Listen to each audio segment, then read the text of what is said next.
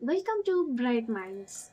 Today, let's clearly understand nation state, and state nation in the simple way. This is very important for UPSC and general knowledge. First, what is nation?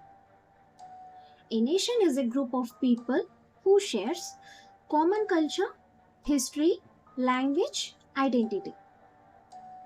For example, even before independence, people in India felt they were one nation. Simple meaning nation is equal to people identity.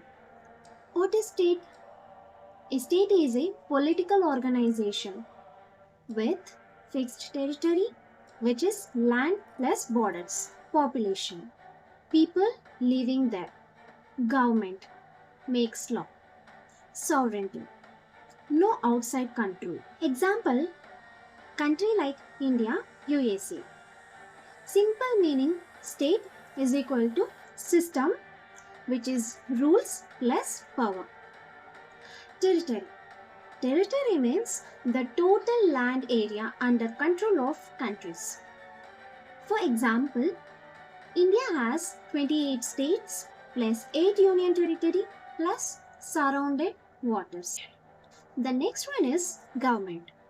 Government is a system that makes law, implement politics, run the country.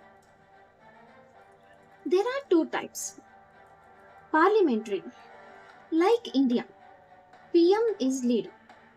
The second one is presidential, like USA, president is head. Sovereignty, it is very important to know. Sovereignty is full power to take decision. No other country can control it. For example, India makes its own laws, elections. So, is India nation or state? India is both. To explain India as a nation, common identity, we are Indians. Shared history, freedom struggles, unity in diversity. India as a state. How to explain? Fixed territory, government, which is president, PM, parliaments, sovereignty power.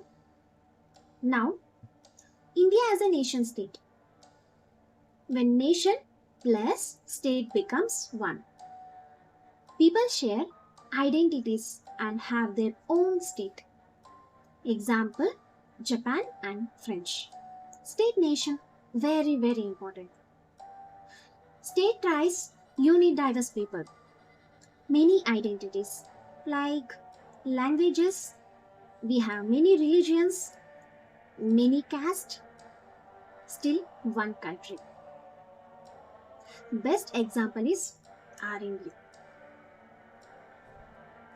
India protects diversity but keeps unity. Then complete nation. What is complete nation? Simple. Same language, same culture, same identity, and strong unity. Example Japan.